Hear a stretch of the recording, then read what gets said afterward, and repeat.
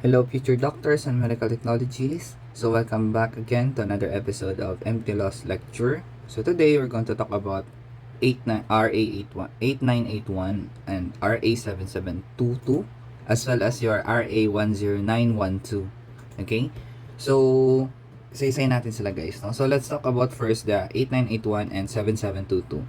Okay? Respectively, they are the PRC Modernization Act of 2000 and the Higher Education Act of 1994. Okay? So, remember guys, no, since we're going to talk about 8981, no, we need to know what is PRC. So, PRC is the Professional Regulation Commission.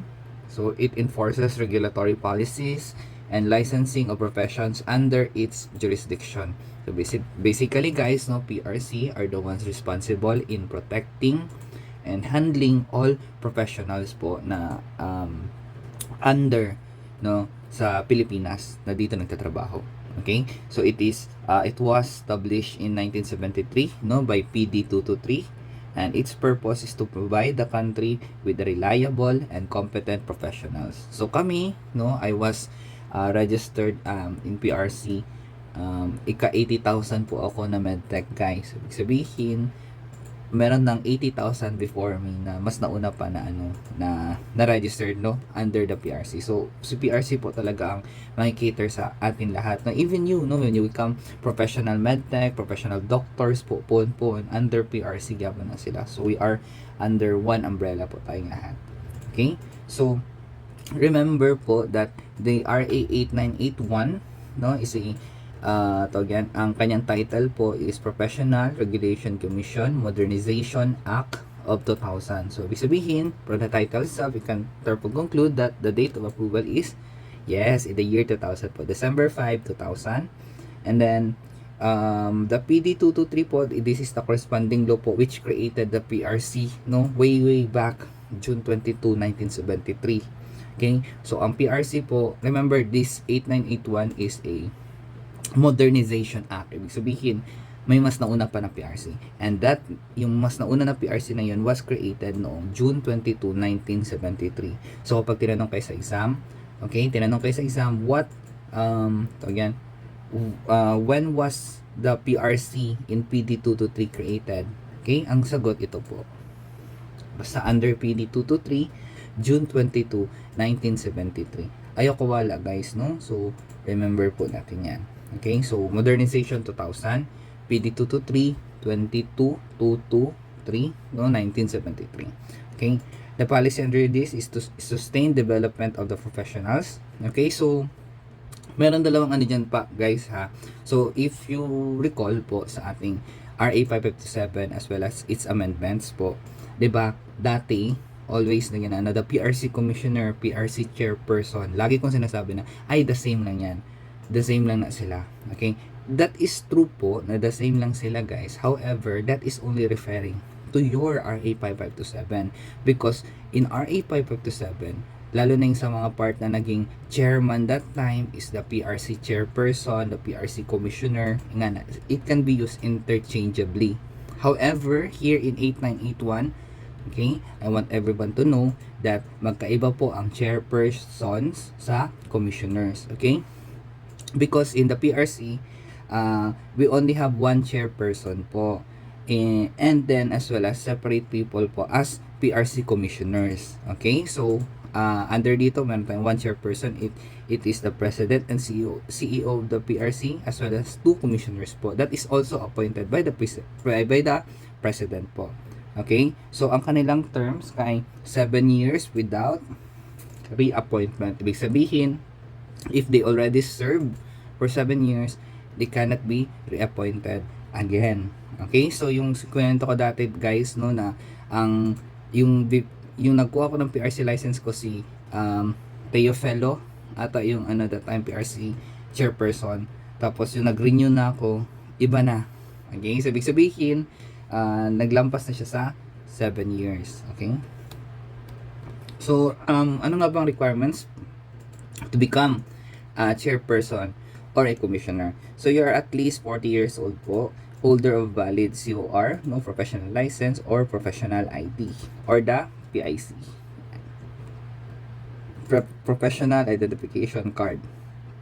Familiar with the principles and methods of professional regulation, has 5 years executive experience. Okay? For the commissioner po naman, it should be a past chair of a professional regulatory board. Okay? To become a PRC commissioner, you should be a past chair of a professional regulatory board. Yun yung requirements po natin for the 8981. Okay? So, ano nga bang functions ng PRC? As sa nabanggit ko na it helps us, no, professionals, no, under one umbrella lang tayo lahat. So, ito po sila. Okay? It formulates, prescribes, and promulgates policies, rules, and regulations, standards relative to the admission and practice of the profession. So, obviously, guys, no, you can therefore conclude po na ang PRC ang nag-set ng mga guidelines, no, para sa atin mga professionals, no, para may balance lahat, para dili pud ta ma-abuso as well as dili pud ta makapang-abuso, no. PRC also administers and conducts licensure exams. So that's why if makita ninyo guys, no, sa recent trends natin, there are some announcement or information na wala nagamatch sa to ang laws RA 5527 such as the exam, di ba? So the result of the exam is supposed to be by law, no, sa atin within 120 days, no, mo nang sa una dugay kay ang result sa medtech boards, but karon because yun nga na modernize na, within 3 days na lang. Okay, that is also the discretion po ng PRC, as well as yung mga lugar kung saan ka mag-take by law, no, by law by RA 5527 po. Ano lang talaga siya sa Greater Manila, Cebu and Davao. Pero because yung PRC also suggested, no, implemented, 'di ba? Kahit wala pa siya sa batas, wala pa siya nilagay sa law, but the PRC has the authority manggod, no. Noong 2022, marami na pong lugar ang nasali na pwedeng pag-take natin ng board exam. However, no, during your examination, always tayo mag-refer sa law. Kung wala siya na isulat sa batas, hindi natin siya i-answer. Kahit na yun yung practice, no. Okay? So, also, another function of your PRC, it admits successful examinees. So, obviously, di ba, sa RA 527 natin, meron tayong qualification for examination, di ba? And then, meron din tayo dito sa as function ng PRC, enforces compliance with CEP and CPD. Okay? Investigates complaints and cases, reviews, revises, and approves resolutions. So, ibig sabihin, if we encounter problems within our professions, meron tayong matatakbuhan, and that is the PRC. Functions of PRC: has custody of all the records of various boards, monitors the performance of schools in licensure examinations, adopts and institutes a comprehensive rating system for universities, college, and training institutes based on the passing ratio and overall performance of students in a board examination, implements the program for the full computerization of all licensure examination. So basically guys, no, with this modernization act, it is leaning towards na ma-modernize na talaga, no, yung ating pagte-take ng exam. Dati guys, nakaranas po ako yung when I was applying to take for the board exam. Diyos ko, nakaranas ako na magpila po talaga. Yung doon ka talaga mano-mano magpila, maghintay na para lang makano. Ngayon kay online na lang. Online ka na mag-input, tas bigyan ka lang nila ng date kung kailan ka magpunta, anong oras ka magpunta. Dati kailangan pa magpila talaga, no? So, ngayon kay modernize naman, no? And hindi na ako magtaka if baka sa future po na baka same na ang exam sa ACPI na kanang sa computer na lang mag-exam, good. So, that is something na no, nasa trend yun siya. You can clearly see na nagiging modernized na po. Okay, so let's move on sa next slide.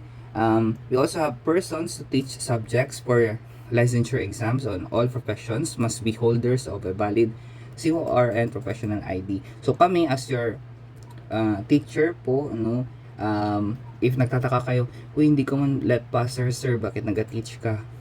It's because I am a professional po, no, I am a medtech po, I have a license. Therefore, I can only teach yung mga subject na professional subjects natin, yung under sa under lang din sa atin na na course. Dili po ko pwede mag-teach o theology guys, no, kahit na professional ako, because that is not under under my course. Okay? So, ibig sabihin, not all teachers po are let passers. Okay? Na-get so far? But all let passers are teachers.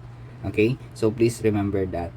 Okay? So, pag meron kang kasalanan dito guys, no, sa 8981, no, if it is found out that you manipulate result, reveals questions, tamper with the grades, and you are a principal offender, you will be subjected to a 6 to 12 years imprisonment, as well as a 50,000 to 100,000 fines. And if the offender is a government employee, removal from the office, perpetual absolute disqualification, plus the penalties will be imposed upon you.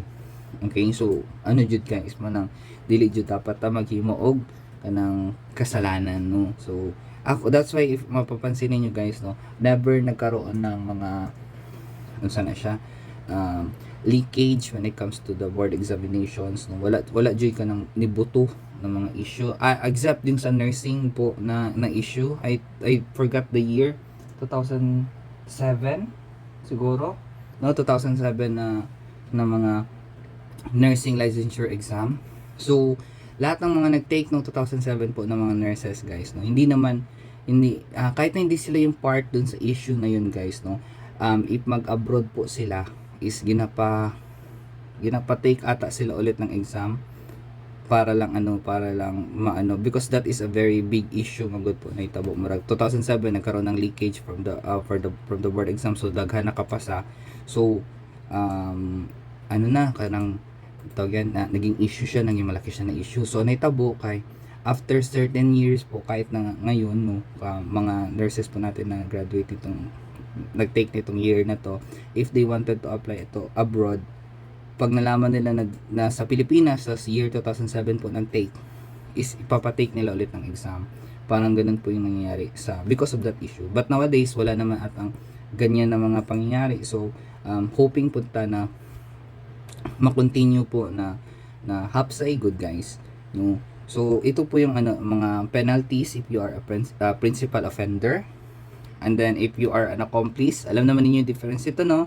If you are an accomplice, ito siya, tapos ito yung inyong fines. And then if you are an accessory, no, ito siya, and ito yung fines. So you need to memorize, no, as well as understand po kung ano yung mga level po ng ng mga penalties natin.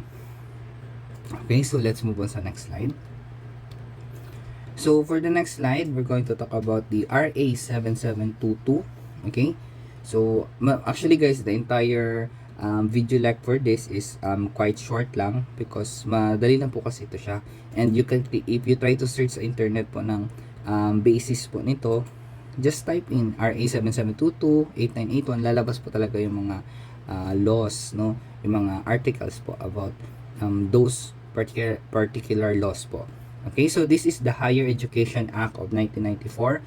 So from the title alone, approved noong May 18, 1994. So here is the creation of the Commission on Higher Education. Ibig sabihin, ito yung tinatawag natin na CHED Law. Yeah, CHED Law. Okay, so because of RA 7722, no, the CHED was created. And then the composition of this is 1 chairman as well as 4 commissioners. Okay? And each person will serve 4 years. 1 chairman and 4 commissioners. Ano nga niyan sa PRC? PRC, 1 chairman, 2 1 chairperson, 2 commissioners. Okay? So, I hope na nag-get ang pinagkaiba nila, no? Okay, so let's move on sa next slide. So, same din, no? Meron tayong requirements to become a chairman as well as a commissioner. You need to have you need to be a doctorate degree holders, 10 years, no, higher education engagement, not a candidate for an elected position, academician known for their high degree of professionalism and integrity. Members of the commission shall belong to different academic specialization. So ibig sabihin guys, so since CHED man to guys na chairman as well as commissioners, no, you really need to have a PhD as well as different specialization po, because yung PhD guys, no, there are philosophy doctors po, so lahi-lahi na sila field. Merong philosophy doctors in kanang uh, yan, in psychology. So lahi-lahi na sila guys, no, yung kanang ang profile nila is very different from each other. So they should be known for their high degree of professionalism. Okay, and then ito importante, not a candidate for an elected position. Okay, as well as the number of years of experience na dapat 10 years higher education engagement. Okay, so let's move on sa next slide. For the policy, no, citizens' right to affordable quality education, education accessible to all, ensure, protect, and promote academic freedom. So this is the policy of your CHED law. Okay, gusto nila that the citizens, no, have the right to affordable quality education. That's why lahat ng schools po, no, lahat ng schools na tertiary schools, yung mga colleges po, is gina-check talaga yun sila ng CHED, no, kung overpriced na ba kaayo or sa ba, 'di ba? Education accessible to all, ensure, protect, and promote academic freedom. Okay, not just the mga students and tagayan mga citizen ang ginaprotektahan ng CHED, but also po yung kami, no, mga teachers ninyo, that they wanted everyone to experience academic freedom. Okay, so we also have the selected functions of your CHED, no, formulate and recommend plans, policies, priorities, and programs on higher education and research, set minimum standard for colleges and university. So guys, if napapansin niyo yung magic word dito po, no, we have the research. Okay, so if mapapansin niyo guys, no, gina-introduce ang research po usually kanang medyo higher level po talaga is sa college na po siya, no. Every college po meron talaga kayong research subject, and lahat kayo meron kayong thesis po talaga, because after ninyo na magkaroon ng bachelor's degree, ang next step po niyan is, let's say gusto mo sa academic field ka, no, to have a master's degree. Prerequisite po ng master's degree is a bachelor's degree po. And then sa master's degree, gagawin niyo dyan is to have also research na naman, no, as well as pag maka-graduate ka na sa master's mo, meron na namang ano po, mas higher dyan, that is the PhD. Mag-research gapon ka na. So ibig sabihin, ang na-push dito talaga ng CHED for us to have research po.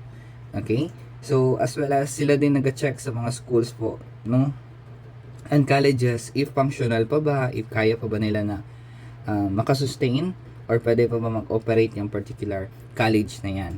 Okay, so that's why they are the ones who set minimum standards for colleges and universities.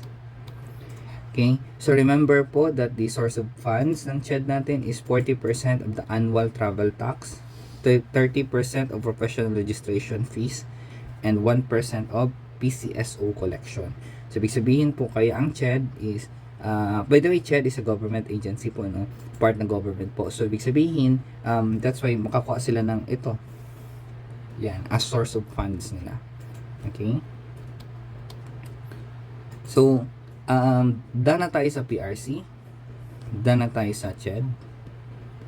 Let's move on sa ating CPD. Okay, the CPD Act of 2006. So these are all related po guys, because ganito yan.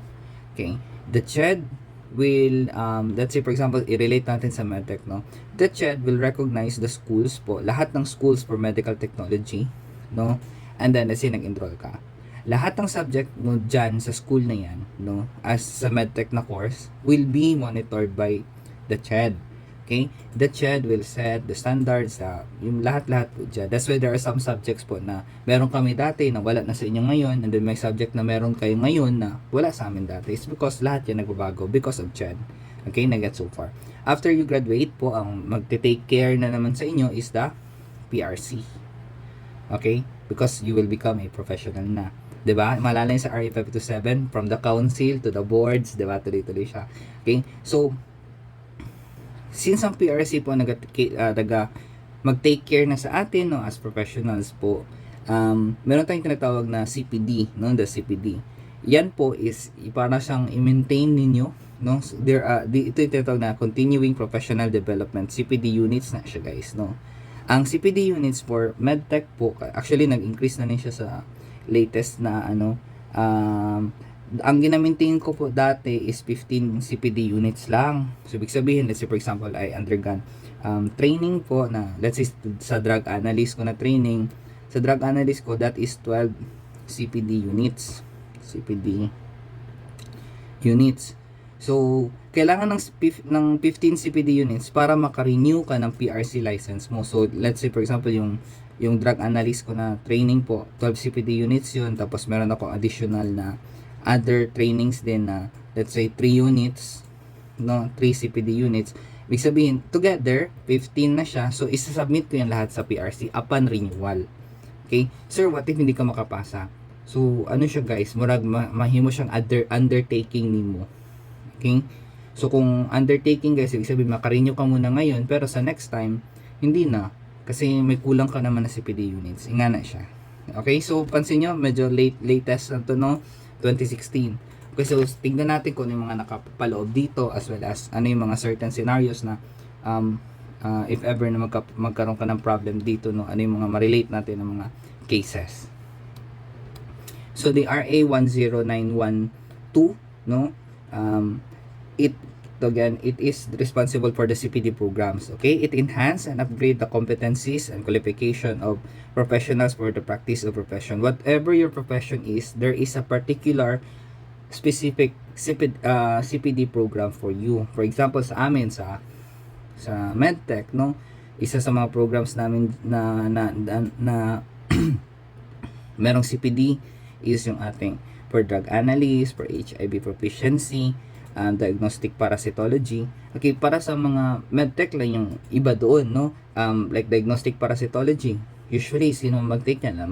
Mag-take dyan ang nurses, hindi naman sila nag-microscopy ng stool, di ba? So, it can be medical technologies po. Sa drug analyst naman, pharmacists, pwede sila mag-take niyan, no, magsali sa program na yan. Chemists, pwede po sila. MedTech, pwede rin. Sa HIV proficiency, for dalawa kasi yan, no, as a counselor, pati yung nag-test po talaga. For the testing na part, it should be a medical technologies. For the counseling na part, no, pwede po nurses, pwede rin medtech, inga na siya. Okay? Ano pa ang purpose ng CPD program? Ensure international alignment of competencies and qualifications of the professionals. Ensure the development of quality assured mechanisms for the validation, accreditation, and recognition of formal, non-formal, and informal learning outcomes. So basically guys, no, we have these programs because remember, the world is competing globally na po. No, we are competing globally. So ibig sabihin, yung mga the things that we learn here in the Philippines po should be applicable sa ibang bansa as well as vice versa. That's why makita ninyo guys na merong taga-ibang bansa po na gustong-gusto nila is yung mga Pinoy workers because they can easily adapt, no? Kasi meron akong kilala guys na like yung mga trainees dito sa Pilipinas po is pagdating sa abroad is parang wala lang din, parang normal lang din sa kanya, hindi siya nanibago ba because meron yung mga CPD programs that enables that person to be advanced din po. Hindi tayo mapag-iwanan, parang ganun siya. So yun yung isa sa mga purpose ng CPD program, no, para lahat is pantay-pantay, no, we can compete globally po talaga. Okay. So, another purpose ng CPD program, ensure maintenance of core competencies and development of advanced and new competencies in order to respond to national, regional, and international labor market needs and recognize and ensure contribution of professionals in uplifting the general welfare, economic growth, and development of the nation. So, basically, your CPD program is there para, yun nga, from the name itself, continuing professional development. Ibig sabihin, lahat ng mga bagay na advancement sa profession natin is para liman sa para liman sa ng betterment po ng ating ng ating trabaho, no? So, ibig sabihin, we can compete globally, no? We can also contribute, no, in the general welfare po, economic growth, and development of the nation. Okay? So, actually guys, if ako tatanungin ninyo, no, if may sama ba ako ng loob regarding sa mga CPD units na yan or unsa ba?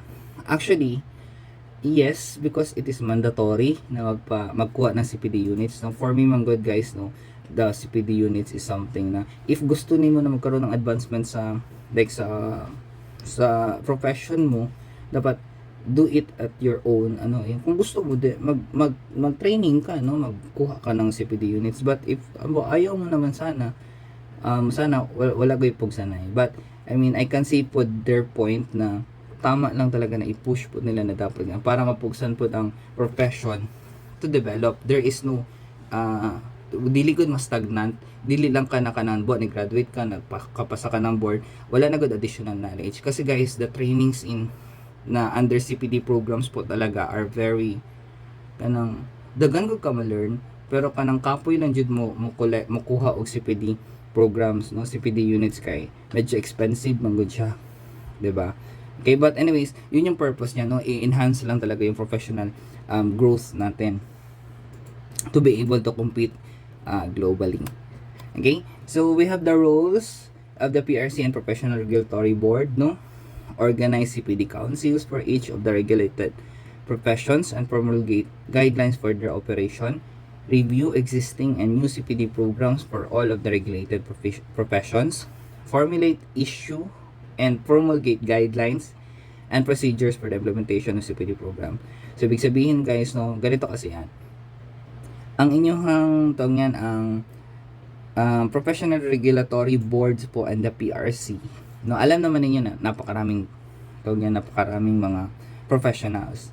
So, each professional po, meron yan silang kanya-kanyang parang regulatory board, merong for the medtech, for the pharmacy, nga.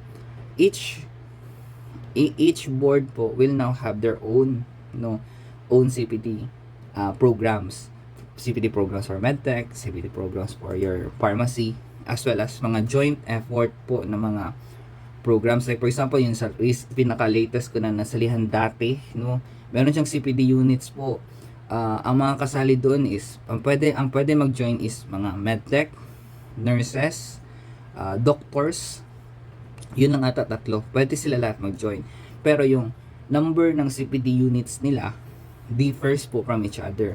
Parang mas mataas ata yung makuha ng CPD units that time ng nurses compare sa amin sa medtech. Then pinaka-least is doctors, because aside the CPD, they also have another unit na ipon din nila to renew. So pero the point is that is a joint project, a joint project for the new CPD programs, so it can be a CPD program for that particular course lang or particular profession, tapos pwede po joint. Okay, so lahat yan ang nagaman is the PRC, and Professional Regulatory Board. Okay, they also coordinate with the academe, concerned government agencies, and other stakeholders in the implementation of the CPD programs and other measures provided under this act. They also coordinate with concerned government agencies in the development of mechanisms and guidelines in the grant and transfer of credit units earned from all the learning processes and activities pursuant to this act. So, dati guys, meron ako nasalihan din na training po. Sabi nila may CPD units daw, which is meron naman talaga. Nagkataon, hindi pa na-register yung para sa medtech. Like, meron talaga siya nakalagay 12 CPD units, pero hindi para sa medtech, So, ano mangyayari dun sa nakuha ko na yun? Hindi siya mawawala, guys, I will just call kung sino yung nag-administer ng training and inform them na i-file na nila, yung para sa medtech. Kasi parang that time na file lang ata is makakuha lang ata ng CPD units katong mga registered chemists, So, yung sa amin for the medtech is pa siya, ma-file pa, ipa-file nila, then once na ma-file na, ma-approve, pwede na namin to siya ipasa.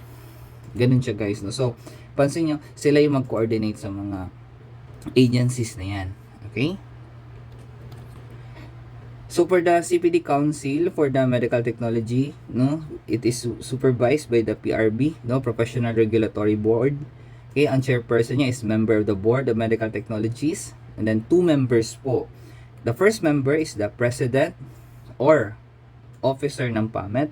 In the absence of the AIPO, the PRB shall submit within 10 working days from notification of such absence a list of 3 recommendees from the National Professional Organization Second member is the president or officer ng PASMET. No, when say PASMET guys, that is an organization po. When say PASMET, that is also an organization, pero organization ng schools, no? In the absence, recommend 3 from the academe. So, ito yung mga tao, no, yung ginasabi ko kanina na under sa ganito, meron siyang per profession, lahi-lahi itong tao na involved. Okay? So, ito yun siya. Meron tayong chairperson, tapos ang members niya is ito. Okay?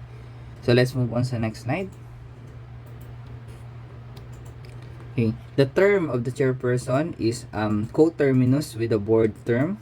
The term of the members is 2 years unless replaced by the respective organizations, no? Tawag yan, lahi-lahi sila term guys, no? Kasi because term ng chairperson man good guys is same with the board term, and then ang term ng members is 2 years po. The CPD is hereby made as a mandatory requirement in the renewal of the professional identification cards of all registered and licensed professionals under the regulation of the PRC. So, ipapapansin ninyo guys, no, medical technologies, 45 CPD units needed. Funding included in the PRC program. So, for the medtech guys, dati, ito yung old po, no? This is yung old natin. 45 CPD units, but it was changed, no? Yung nag-renew ako, 15 lang talagang maalala ko na kailangan nila, no? 15 CPD units. So, ngayon, may binago na naman. Pag mag-renew is parang babalik, magiging 30 naman siya ata. No, basta try to check the latest law po natin, no, kung naipasa na ba, kung ilan yung PRC ICPD units natin for our profession. Basta malala ko guys, dati sa old 45 talaga siya. Pero yung sa amin, no, sa recent renewal ko kasi guys is nung ano lang last year, May. So, ibig sabihin medyo recent po siya. So, 15 CPD lang talaga yung request sa akin. Okay? So, we also have fraud relating to CPD, no? If you do this type of things po, there will be some penalties po talaga. It can be a imprisonment, suspension, revocation of license, as well as if you are a government official po or a government employee, let's say you work in the hospital po sa government, you will be imprisoned, you will have revocation ng license, plus you will need to have you will need to pay administrative penalties. Okay? So, again, ang RA 1091 to po, there are it was lapsed into law noong July 21, 2016 without being signed by President Aquino. Okay, it was needed manggod talaga. Okay, so I do not agree with the mandatory na CPD, but I do understand I do understand the reason behind bakit nila gusto ito, no? So this was naisabata siya without the sign ng president po natin noong July 21, 2016. Okay, so there are some cases here, no, under our PRC po, para natin, no, let's try to check, review, and understand, no, the rulings of the Supreme Court regarding these cases po. So we have Dulisan versus PRC. No, the Supreme Court upheld the denial of PRC to issue NOA or the notices of admission. So every board exam taker po guys, no, kay bibigyan sila ng NOA. Nakalagay sa NOA mo saang room ka saang place ka mag-take ng exam, anong room ka, nandun lahat. Okay? So here in this case, no, NOA to 10 graduates of the TMCC, no, na sa 13 Martires City College to take the CPA licensure exam. So, under this case, guys, no, it is found out that the TMCC pala has no authority to offer the BS in accountancy. Bakit man, guys? Because they failed to prove that their bridging program is authorized by CHED or any other authorized agency as stipulated in RA 9298 or the Philippine Accountancy Act of 2004. That's why it is due lang po talaga na dili or wala naghatag o NOA ato ang PRC. So, ang final verdict ng ating Supreme Court, no, unauthorized education program. So, ibig sabihin, ng eskwela ng 10 graduates na nina, dili di ay, ano siya guys, dili di ka dili day authorized tong ilahang program for the BSA.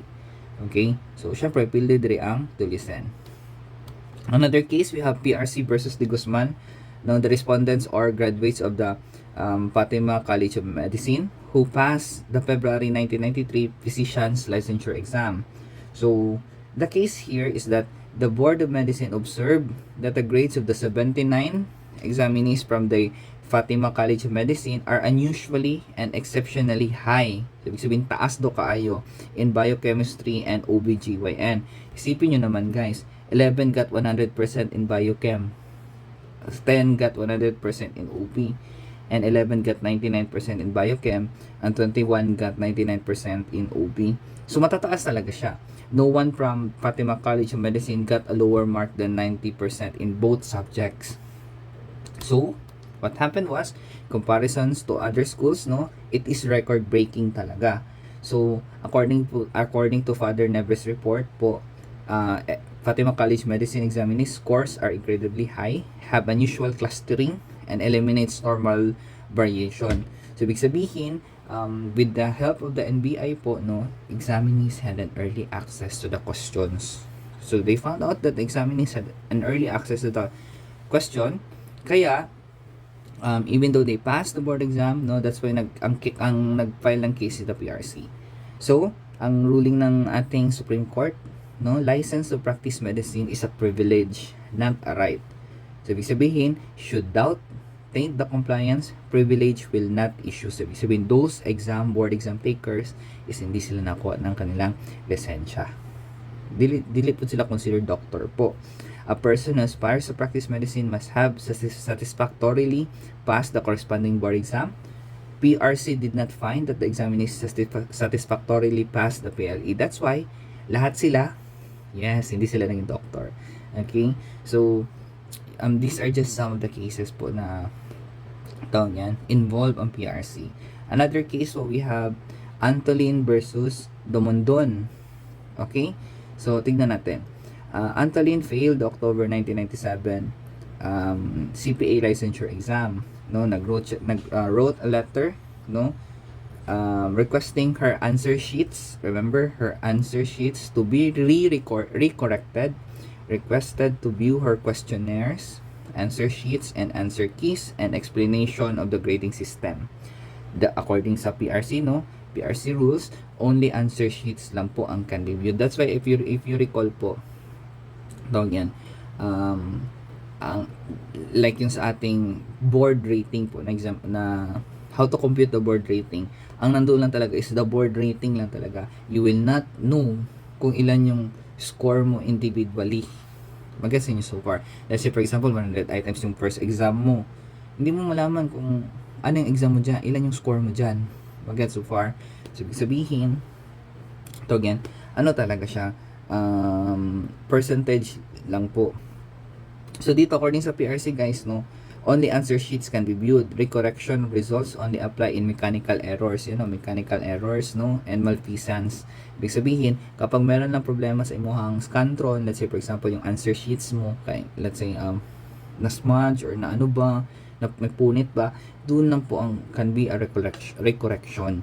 Change your petition to grant access to documents only, not for recorrection. Okay? According sa Supreme Court, there may be valid reasons to limit access to board exam papers because questions are kept confidential. So ibig sabihin, in this case po, yung initial nag-request niya to view the questionnaires, view the answer keys, lahat yun gi-turn down. So ibig sabihin, hindi valid yung kanyang request, no. So maski ako guys, no, actually in our case, in our profession po, if you take the board exam, you can always naman na mag-request sa PRC na magpa-recheck. Okay, but it will take some time and a lot of money po na magpa-recheck. Though if sure ka naman na that the reasons na why you fail is because baka may mali na talaga during checking, you can always po na magpa-recheck. Wala namang problema doon. No one will bash you kung magpa-recheck kayo. No, basta afford lang talaga ninyo. However, in this case mga guys, it is not just a mere recorrection ang gusto niya, but rather gusto niya ma-view ang questionnaires. view ang answer keys. And gusto niya pa magpa-explain paun sa i-compute ang grado. That's why, now you know how to compute the board exam ratings because tinuro ko na sa inyo. Please apply. Okay? So, tignan ninyo, before base manggod ka ng buwan. Let's say, for example, na-fail mo or unsa ba. Tapos, paingon mo, na 85 man akong GWA, manong bagsak man ko. No, wala naman na minaw sa kuha. So please, katong tulo ka criteria nag-ingon ako. Please try to understand, memorize, and isa puso po guys. Okay, so this is Sir Neil once again. Thank you so much for listening and God bless po guys. Bye-bye.